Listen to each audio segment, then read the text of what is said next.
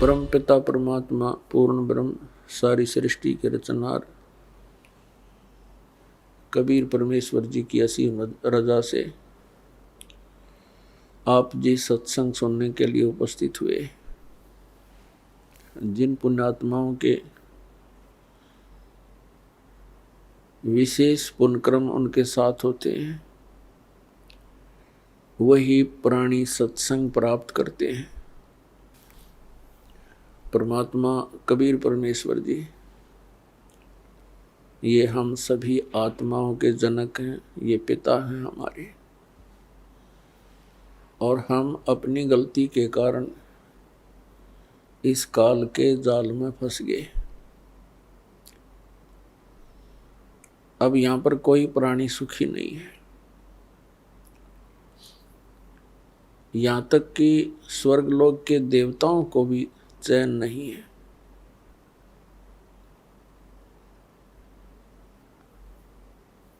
फिर हम यहाँ रह किस लिए रहे हैं?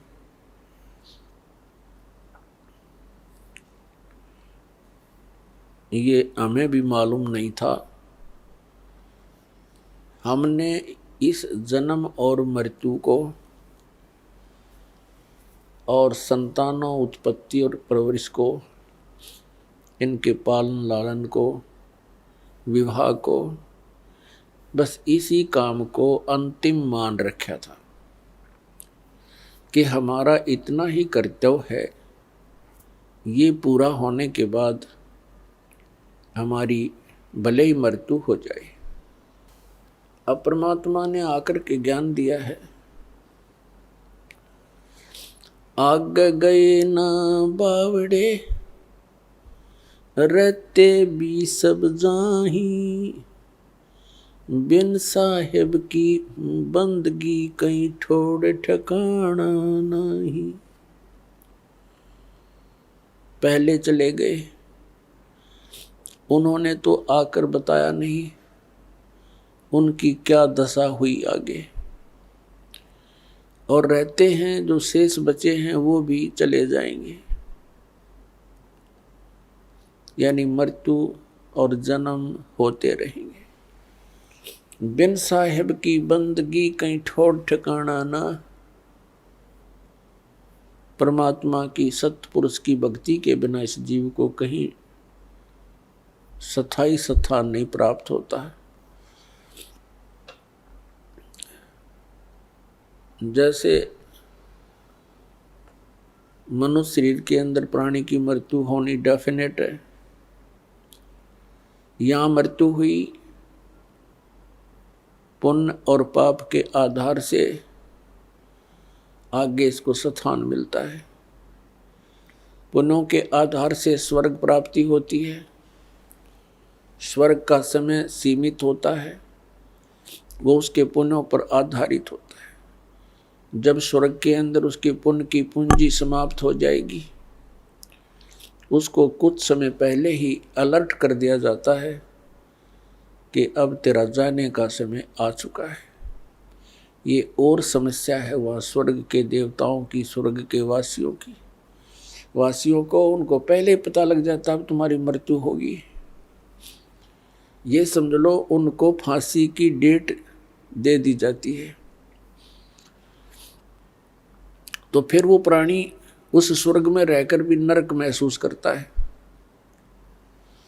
वहां मृत्यु के उपरांत जबरदस्ती जैसे यहाँ बाई फोर्स मार दिया जाता है, मृत्यु कर दी जाती है कोई कारण बने, इसी प्रकार स्वर्ग में भी समय पूरा होते ही वहां से बाई फोर्स निकाल दिया जाएगा, बलपूर्वक फिर नरक में डाला जाएगा। नरक का समय पूरा होते ही वहां से बलपूर्वक बाहर फेंक दिया जाएगा। तो पुण्यात्मा, यहाँ पृथ्वी लोक पर मृत्यु हुई, यहाँ से हुई चलो चलो, स्वर्ग में गए वहां होगी चलो चलो, और फिर नरक से भी फिर चलो। गधे की योनि पाई, फिर मृत्यु हुई चलो, कुत्ता बनो, कुत्ते की मृत्यु हुई चलो सुअर बनो। तो ऐसे, और फिर समय आने पर फिर मनुष्य बनो। तो यहाँ परमात्मा बताते हैं, आगे गए ना बावड़े रहते भी सब जाही, बिन साहेब की भक्ति कहीं छोड़ ठिकाना नहीं। जैसे मोती ओस का ऐसी तेरी आब, गरीब दास करो बंदगी बहुर न ऐसा दाव।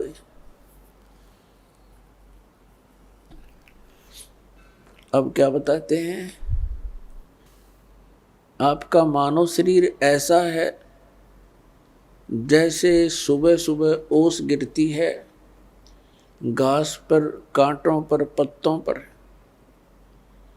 और सूर्य उदय होते ही 1 घंटे के अंदर उसका नामो निशान नहीं होता। तो यहाँ बताते हैं परमात्मा, गरीबदास साहिब जी कहते हैं परमात्मा से प्राप्त ज्ञान को, जैसे मोती ओस का ऐसी तेरी आव, तेरी आयु ऐसी है, और गरीबदास कर बंदगी बहुरनी ऐसा दाव। अब दाव कैसा है, मनुष्य शरीर एक दाव लगा हुआ है आपका, और इस दाव को चूक गए फिर बहुत लंबा कार्य प्रारंभ हो जाएगा। 84 लाख योनियों में भ्रम भटक कर कष्ट उठा करके फिर कभी मानव शरीर प्राप्त होगा, तो यही क्रियाएं फिर हम करते रहेंगे। तो पुण्यात्माओं, परमेश्वर ने बताया है, सुखदेव ने 84 भुगती बना पजावे खरवो, तेरी क्या बुनियाद पुरानी तू पेंडा पंथ पकड़वो। सुखदेव जैसे ऋषि ने भी 84 लाख योनियों के कष्ट उठाए, और बना पजावे खरवो, खरमा ने गधा, कुम्हार के पुजावे पर यानी उस कीलन पर जहाँ ईंटें पकाई जाती हैं और जहाँ पर बर्तन पकाए जाते हैं उसको पुजावा बोलते हैं, पुजावा यहाँ की भाषा। और खरमा ने गधा, ऐसे ऋषियों की भी ये दुर्गति यहाँ हो रही है।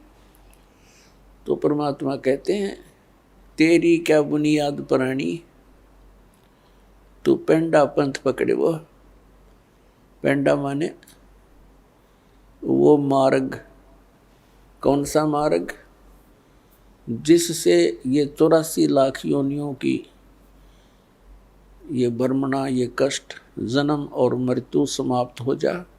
उस मार्ग को पकड़, उस ज्ञान को ग्रहण कर। उसके लिए श्रीमद् भगवत गीता अध्याय नंबर 4 के श्लोक नंबर 32 में कहा है कि अर्जुन, जो मैंने अभी आपको ज्ञान सुनाया, अध्याय नंबर 4 के श्लोक 25 से लेकर 30 तक, जिसमें कहा गया है कि कोई तो देवताओं की पूजा करते हैं और कोई हवन यज्ञ ही करके संतुष्ट है, और कोई योग अभ्यास करता है, कोई तीक्ष्ण अहिंसावादी व्रत रखता है, जैसे मुख पर पट्टी बांधकर नंगे पैरों घूमते हैं कि कोई जीव हिंसा ना हो जाए, और कोई स्वाध्याय करते हैं, जैसे कोई गीता जी का पाठ करता है तो कोई वेदों के कुछ श्लोकों का, मंत्रों का डेली स्वाध्याय करता है। तो इस प्रकार की जितनी भी क्रियाएं हैं, जो भी कर रहा है वो अपनी क्रियाओं को सत्य मानकर कर रहा है। यदि उसको पता लग जाए कि ये शास्त्र अनुकूल नहीं है तो त्याग देगा वो तुरंत। इसलिए कि श्रीमद् भगवत गीता अध्याय नंबर 4 के श्लोक नंबर 32 में कहा कि अर्जुन, इन धार्मिक यज्ञों यानी धार्मिक अनुष्ठानों की जानकारी सच्चिदानंद घनब्रह्म की वाणी में विस्तार के साथ कहा है और उस परमात्मा ने अपने मुख कमल से आकर बोली है।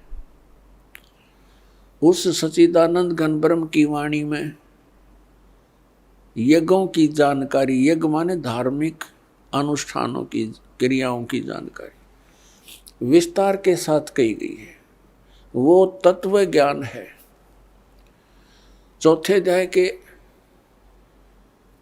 33वें श्लोक में कहा कि अर्जुन, इस द्रव्य में यज्ञ की अपेक्षा ज्ञान यज्ञ श्रेष्ठ है।